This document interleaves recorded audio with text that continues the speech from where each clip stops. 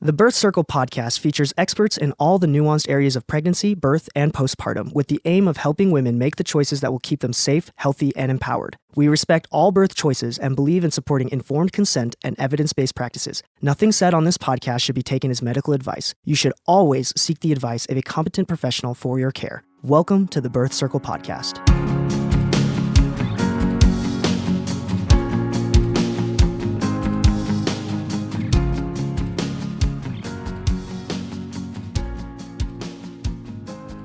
This is Theyre with Birth Circle, and I'm so excited today to have Jessica Diggs with me. Thank you for coming, Jessica. Thanks for having me. So Jessica is one of the most sought after doulas and now midwife in the Los Angeles area and an education lead at Loom. Loom is a sexual and reproductive health education digital platform that empowers women through inclusive, non-judgmental information on their bodies. Jessica has also helped to create the Loom for its debut program, which focuses on pregnancy and postpartum topics and weaves together inclusivity, empathy, as science to create an informative and enjoyable digital learning experience. She's a licensed midwife, and she's been a doula and reproductive health educator since 2012. She's built quite a reputation for excellence in supporting families through well-person care, home birth services, and conception support. I'm so excited to talk to you. Hey. Awesome. Okay, so first of all, how did you get into this birthy world? What was your... Yeah, I love this question because unlike many birth workers who got into it from their birthing experience, I don't have children, and I was actually 19 actively trying not to conceive. Oh my goodness. Yeah. So I just had questions about my body, and my friends have questions about their bodies, and I was often the person that was doing the research for them. And so I started out in a women's health information center, lending out books and doing tours of L&D. And that's where I learned about doulas and how they provide informational support and physical support, emotional support to birthing people and their partners and support people. And I was like, I want to do that. I want to be that person. There's the gateway right there. I was like, I want to be all up in that.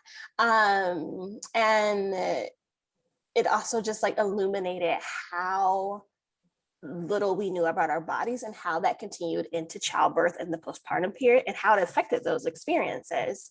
So I definitely took a more spin at education, being a powerful tool in my doula practice, which led me to align with Erica Chitty, who's the CEO and co-founder of Loom.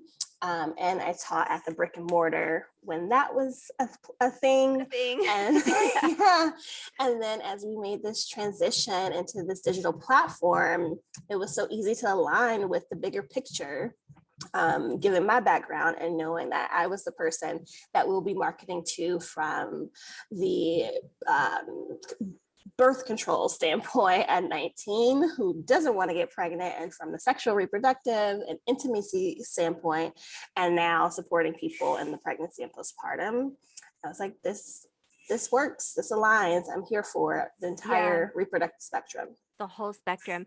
So yeah, I mean, there are things that I didn't learn about my body until after I'd had several children, and it's just not okay that women don't know about their bodies. So what were some of the early things that you were learning that you were telling your friends? Yeah, one of the main ones that's really important is that you can't get pregnant the entire cycle. Like, knowing when to be most cautious around preventing a pregnancy is so helpful and so freeing to your sexual experience when you realize, oh, not every sexual encounter can conceive a child. You know what? Why aren't we taught that really, really young? Seriously. I know when I conceived my first child, we just tried for a month straight because I had no idea. Yeah, and then it's like, it's tools for whether you're trying not to, and then that same information can be helpful when you are actually actively trying to conceive. And that was one of my main things that I talked to with friends who were like, oh my God, the condom broke. Oh my God, this had happened. And I was like, well, were you ovulating? Were you in that fertile window? And they're like, no, I just finished my bleed or whatever. And I was like, then it's highly likely that you're not pregnant, but here are some things we can do. And that was just freeing for college when you're like, I just want to have fun and not conceive a child. Yes. Here is Well, the yeah, liberation. and just I was gonna say that's a great word, liberation. And understanding your body is freedom, not being Yes. trapped in this unknown, and basically being susceptible to any any encounter being a frightening experience because you Yeah, can get pregnant. exactly. Okay, so you were the know-it-all in the group and had all the answers for all the things, and then you became a doula. And then when were the seeds of Loom kind of conceived? When did that all start? Because not everybody who's a doula and a know-it-all becomes the the producer of this amazing program. Yeah, well, once I got planted in LA, my doula career just took off. I expanded into childbirth education, teaching at various locations in Los Angeles. And I actually met Erica, the CEO and mastermind behind Loom, at an event where we were both facilitating something at this adolescent pregnancy event. We hit it off and really aligned on um, the fact that there isn't just quality education that is super inclusive and inclusive from like who is showing up. So the birthing people, their families, inclusive to the queer community. That is, you're seeing a representation of all Los Angeles families, but also inclusive to the fact that birth happens in so many different ways. And there shouldn't be a stigma and a shame around how your baby exits your body. And we just kind of hit it off around, like, we really aligned as doulas. We're like, yeah, I support scheduled C-sections all the time. I'm supporting these inductions. I'm supporting these home births, etc. And how we talked about information, how we delivered it to people was just like spot on. That she told me about her idea and what she was building, and we hit it off from there. And I was involved in the brick and mortar space in Los Angeles from the very beginning. I taught a lot of their pregnancy, our prepped classes. And then when she raised the money for this digital platform, I was like, I'm on board, 100% aligned. Let's do this. And have been a part of the education team building out the content for the pregnancy and postpartum program.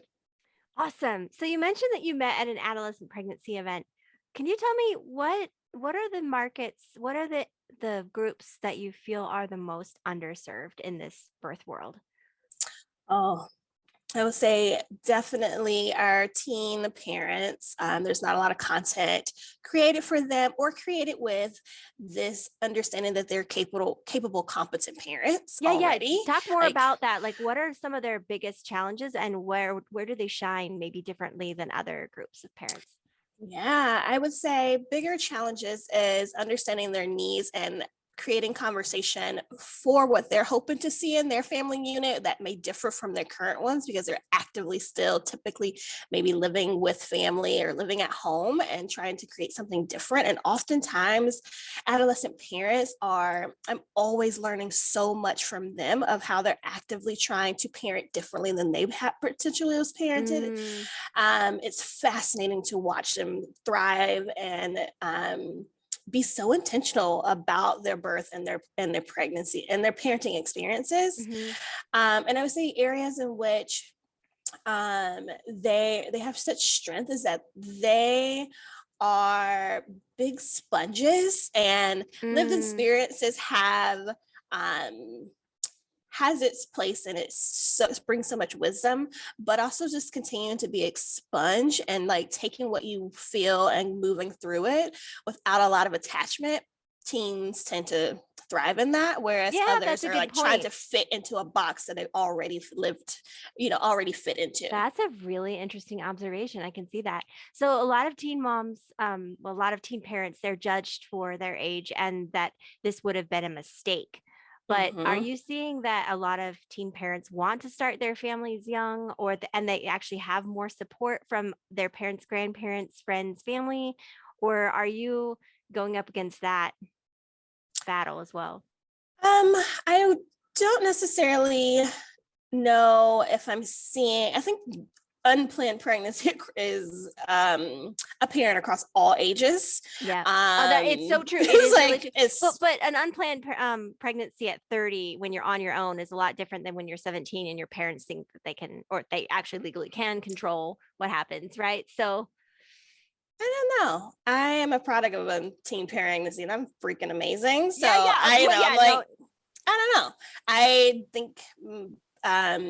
think that there is that assumption that you're in a different place to parent because you're older or because you have an X circumstance or things. And I think that definitely holds people who are low income or just disadvantaged from socioeconomic systems at a deficit when that's not true. okay, I love that perspective because it's, I mean, we wouldn't judge two 30-year-olds in very different life circumstances, but then we would judge a teen.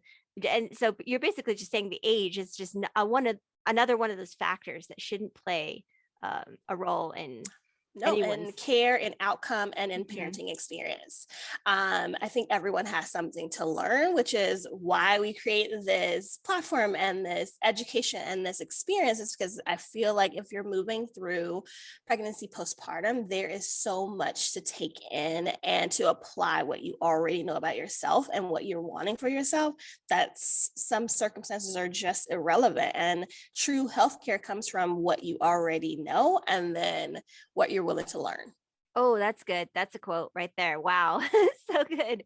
So you mentioned they're like sponges. So the difference that a platform like Loom could make in their life is monumental. It's bigger than sometimes others could use. Yeah, it's empowering. I think in any pregnant person and any person in general willing to move through the information, I think education has the potential to be so impactful because it not only shares your options, but we've created a platform that also helps you facilitate conversations when you don't know.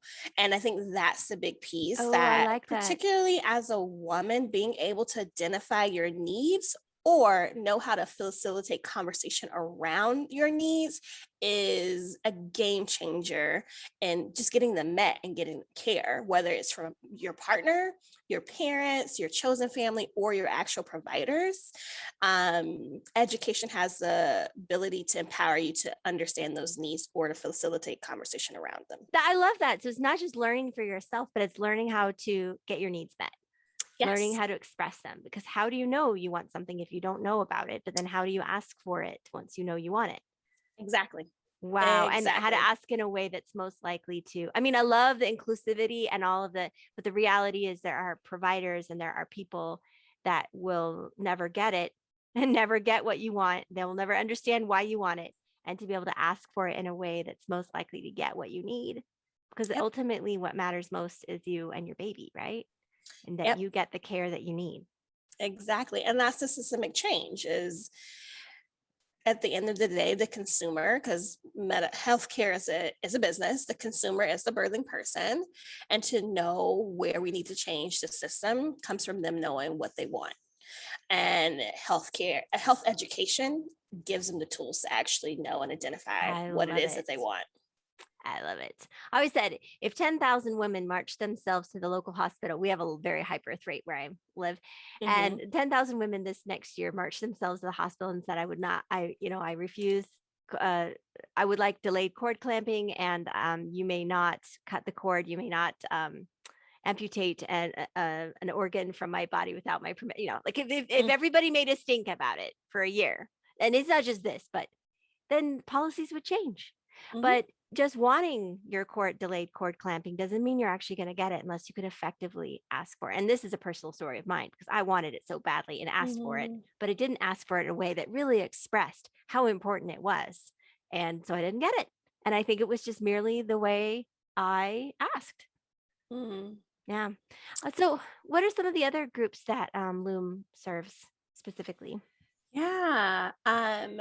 Loom is all about being your body partner. And so for women, for Whoa, whoa, Black say it women, again. To be your body partner? to come alongside your Ooh. journey through every sexual and reproductive health event. Like one person can have all the events, trying not to conceive, conceiving, being pregnant, birth, postpartum, menopause, that one woman can move through all of those things. Yep.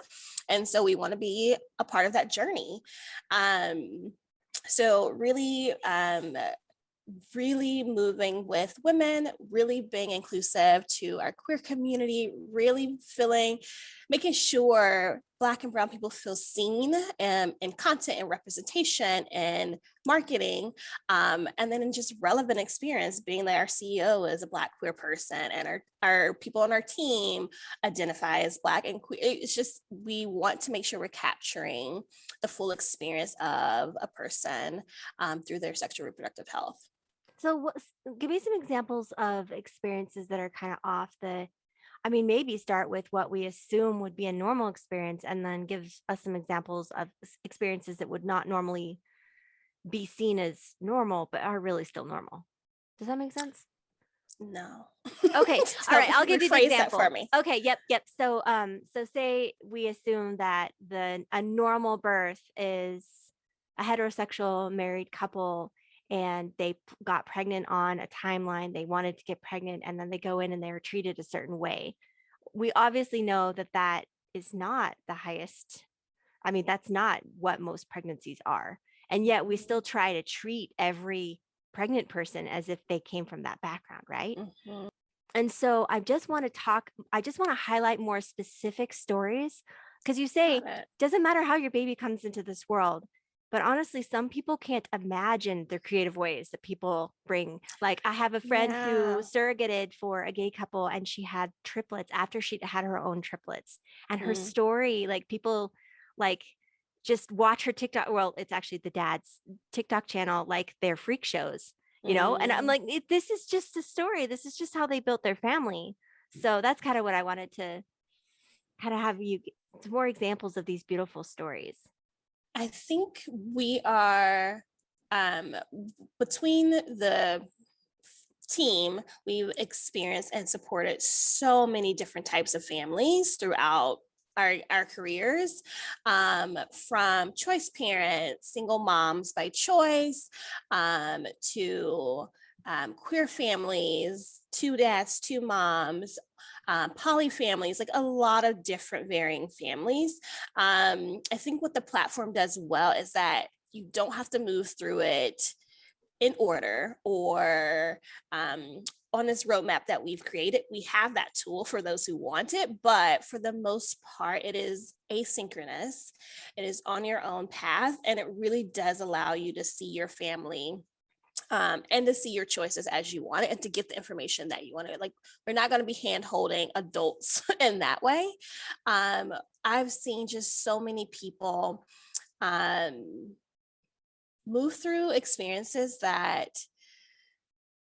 is so unique to them that it's hard to even put into words. Like 2 moms where I've supported one as the caring parent 1 year, and then 18 months later supported the other as one of my friends parent. did the same thing. She's like, I had no idea how much she was the mom or the birthing person most of the time, and then she supported her wife, and she's like, I had no idea how birth partners are treated so poorly. Yeah, and like in that situation, it's like 2 very different sets of birth preferences, and then the second time around, it's like you're wanting to say things like you're your second time parent, which you are, but you're first time birthing person, and the bodily sensations that come up for this person, you have to kind of really make sure you go back to being a unique experience because they have never been pregnant before, even though they have a child.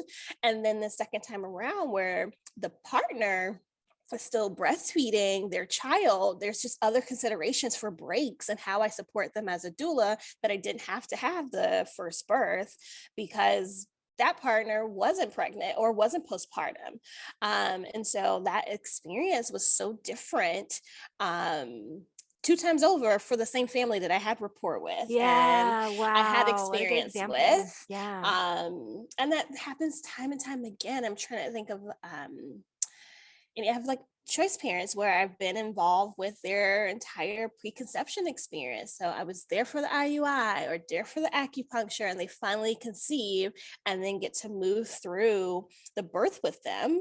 I've had one where her partner was not the biological dad and didn't want to be an active parent, but she wanted her boyfriend. And we like little things like making sure that we help them facilitate conversation with the hospital so that they aren't mislabeling this male person in the room as dad when he doesn't identify as dad of this baby.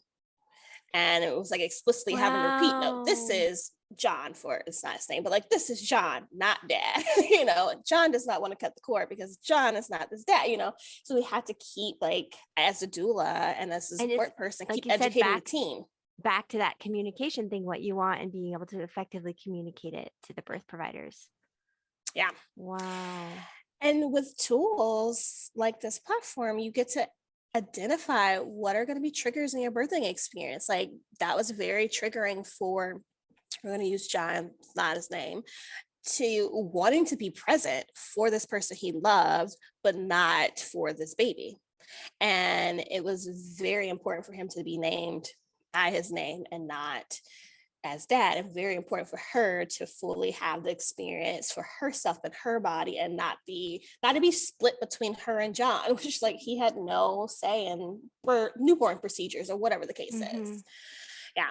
I once attended a birth. It was an adoption, and her partner, not the biological father, was there and supported her amazingly through the whole thing as she placed. And it was so cool to see how the hospital actually did. They got on that method, or that communication, really quick, and they treated him with such grace. Like, he was a full part of the birth team, but they never called him dad. They never asked him to do any of those roles. And it's just cool to see how that, yeah. So exactly what you're saying, with good communication, with people who are understanding that birth looks different, and the people that birth look different all the time.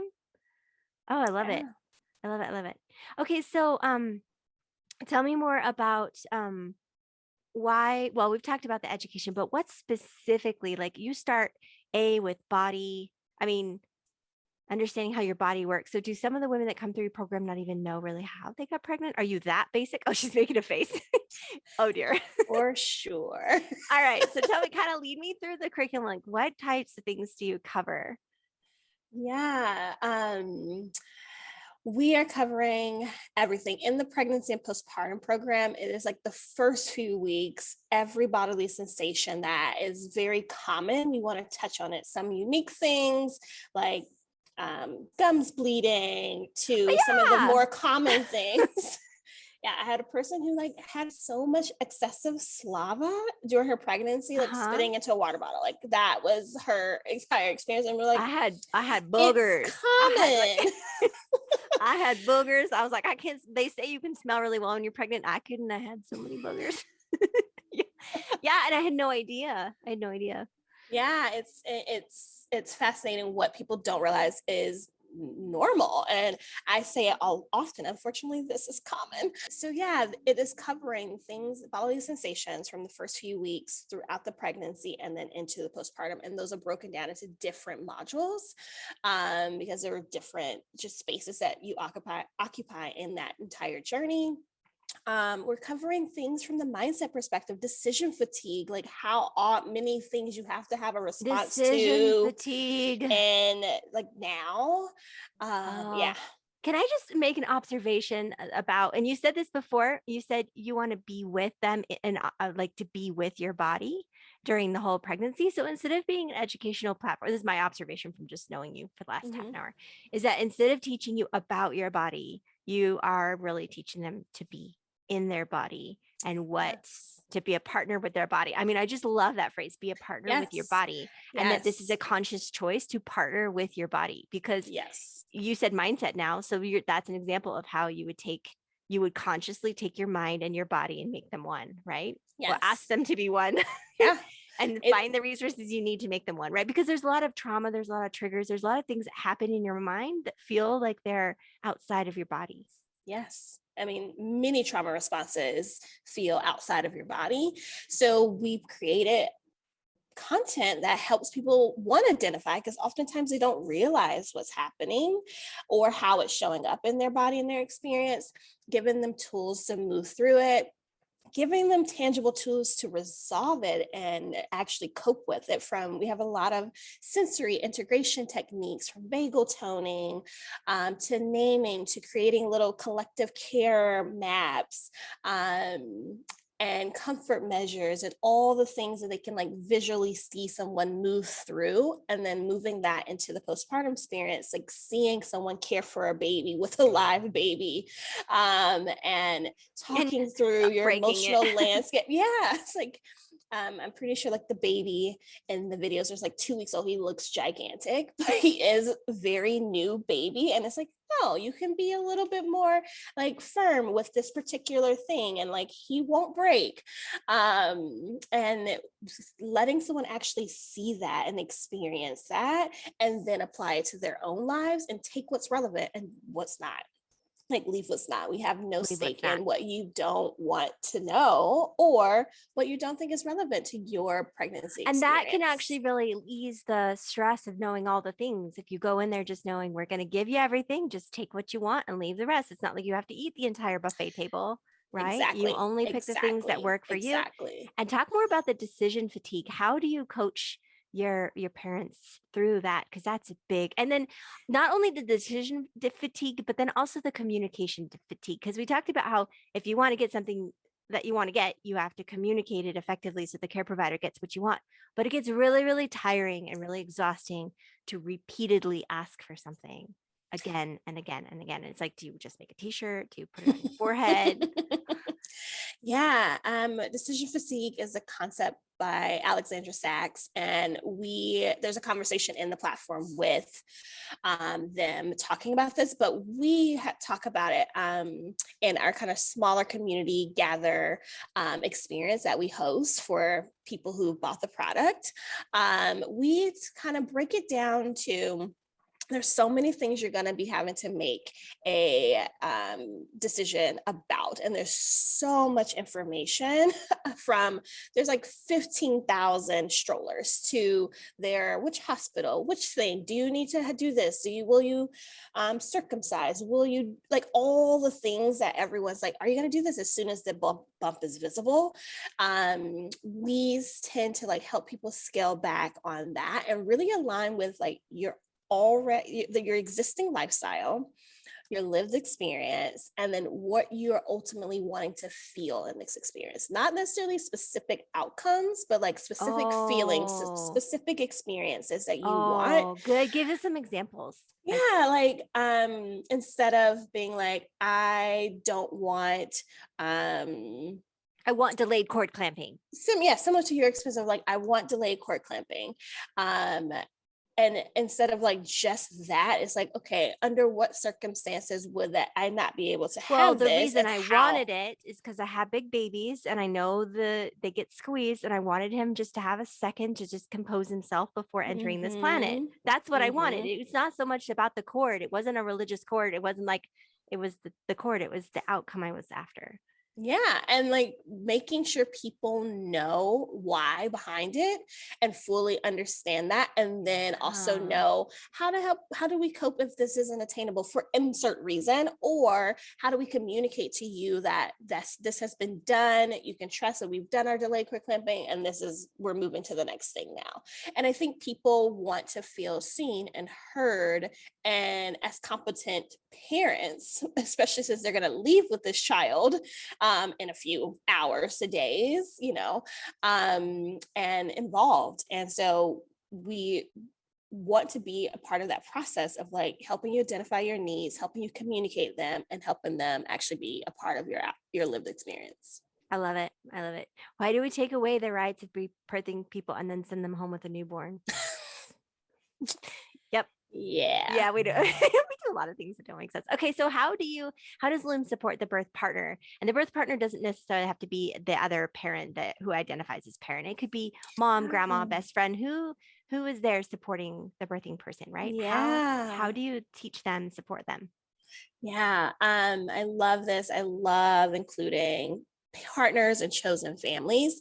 I think we all move from a place, everyone creating this product, that we know birth, we know reproductive health, but you as a partner, a chosen family, know the intended like birth person better and well, and really playing up on that strength.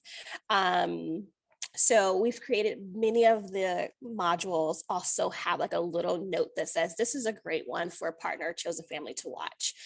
Whether they watch it with you or they watch it on their own, this is helpful. And we move from a place of just normalizing certain reproductive experiences so that they can just have that information, to also explicitly giving them tools to be actively involved. And I think that's the two big pieces for a partner or a birthing support person is you want to normalize what the experience is. Say it is the birth, say it is the fertility treatment, like normalizing and understanding what the experience could look like, and then having tools of how to support the person as they move through it. And our classes do that. And then it just makes everyone an active participant. Giving you tools to meet the needs of the birthing person or the person moving through the fertility treatment or abortion or menopause, but also making sure you can use those same tools to get your needs met, because birth is not an isolated event. Like, it is very communal. It affects us all. And so even also giving the partner tools to be like, I need to ask the provider this question about newborn procedures because like it is our baby, or I want to do some vagal toning for myself because I am having a very regulated, activated experience, and I need to like down regulate in the middle of this like induction or whatever the case is. So I think the tools also applicable to support people and doulas and other people if they actually watch it and move through the material. Got it. Okay. So because you keep saying normalize, and you've said it a million times this episode, and it's kind of funny that we're normalizing something that's super normal.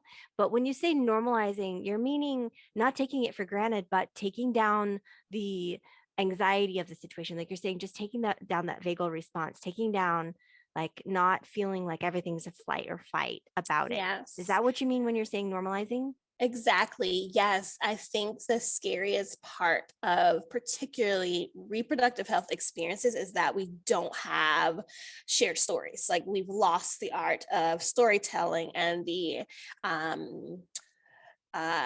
like generational wisdom from birth to menopause to infant feeding. Like, that is something we've lost because oftentimes the first birth we're experiencing is our own, or the first time we are seeing someone breastfeed specifically is our own experience. Like, all of these things have been kind of hidden, mostly because there's not been a space for education around it. And no one cared about women's health and women's education. So it breeds a lot of room for anxiety and fear because it's all uncertain. Like myself, as a person who's been to over 500 births, like childbirth is not scary to me. There's not an aspect of it that is scary, even the complications. And it's just because I got to witness it so many times that I'm no longer afraid of it. There's moments of like, it will be new to me and it'd be exciting to move through it, but it's not from a place of fear at all. And that's what I mean with normalizing. When we can normalize the experience of menopause, it's less scary to move through menopause when we can normalize the experience of childbirth and interventions, like a cesarean birth. When we can walk through what to expect, it reduces harm, it reduces trauma, and it creates better outcomes, and not just like physical outcomes, but like your actual narrative around childbirth. Yeah.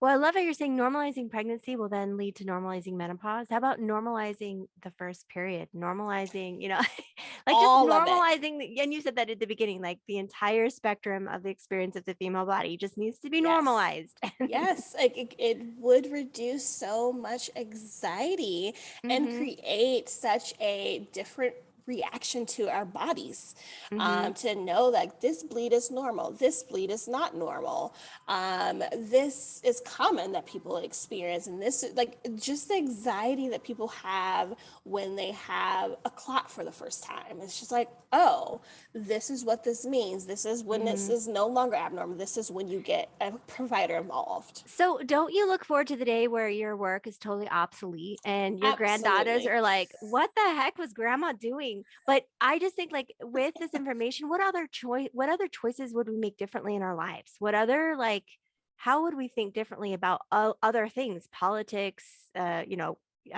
environmental issues, if we simply had this? I love going big. You're fun to go big with. But like if we simply just had this normalization around our bodily functions, like it would change everything, like right? everything. Specifically for women to be empowered in their own bodies is revolutionary. It is just revolutionary. It would change how we do all aspects of life. Yep. Like one micro example is when and with whom we procreated with. Like if we normalize gifting our daughters egg freezing at 18 so that they didn't live the next 15 years trying to make sure they didn't do the wrong thing to not end up with a partner and have a baby by 35 and all, if they didn't live with that biological clock, it would change the world. It would make different decisions. It would As change. a small example, they would make decisions. Yeah. Very, very fascinating. Wow. Okay. So tell us, thank you so much. This has been so fascinating. Tell us how we can get involved with Loom and all the ways people can get in contact with you. Yeah, so Loom is a website platform at the moment. App to come. You can go to loomhq.com and sign up for the pregnancy and postpartum program. You can follow us on Instagram, where we're always posting Loom lexicon and history and just good, engaging content. It's like around the buffet. The buffet. So reproductive health experience. Yeah, it's so fun to watch people engage there. But right now on the website, the pregnancy and postpartum platform is live and ready for people to engage. And it's like 50 plus modules, videos, audio guides that you can move through at your own pace for your entire pregnancy and postpartum experience. You can watch stuff while you're pregnant for the postpartum and then come back to it while you're postpartum as a refresher. You can print out the collective care guide and kind of like put it on your fridge for who's doing what to take care of you. You can track feeding. Collective care guide. You have so many like ways of saying things that are just lovely. Collective care. Yeah, I love it. Instead of calling it a postpartum plan, it's a collective care. It's collective care guide. So many moving pieces to this experience that we want to make sure you're building a good care team. And like, that's what it is at the end of the day. It's a care team for you that includes your baby and your partner and your providers and all the people and family. And you know what? Here's the cool thing is that so some people are like, oh, I don't want to be a burden. I don't want people to feel like they have to take care of me. But with your collective care guide, the whole message around even picking those words is that you get cared upon, and then later you care upon someone else. Like this is the community. This is the it's something you can easily give back to someone and be like, yes, you took care of me in this way, and I can take care. And I always tell postpartum parents, specifically mothers who don't want to ask for help, asking for help from another mother, another woman is such a different experience because either they had it or they wish they had, and they are dying to give it to someone else. Yes. Like they are just dying to give it to someone else. There's one of two responses. Yeah, I didn't get it, and I'll give it to you. Exactly. And so I'm always like, let your community be your community. Like they are there for a reason and they want to, and how they can help may be different, which is why that collective care guide asks specific questions. It makes people like play up on their strengths versus help from a place that they're not strong in. I love that. Yeah. And instead of, making this whole birth experience a hazing experience, because there's some that are like, oh, well, my birth was awful, or I didn't get the help. So you should be able to, I did it on my own. You should be able to do it on your own. But the way you're approaching it is not from a trying to fix that mentality, but from an openness. And this is what I would love. And the people that are going to be part of my space, that need to be part of my space, are going to come to me, and we're going to take care of each other. Right? Exactly. Love it. Cool. Thank you so much for your time, and head over, find them Loom on all of the platforms. Thank you so much. Thank you.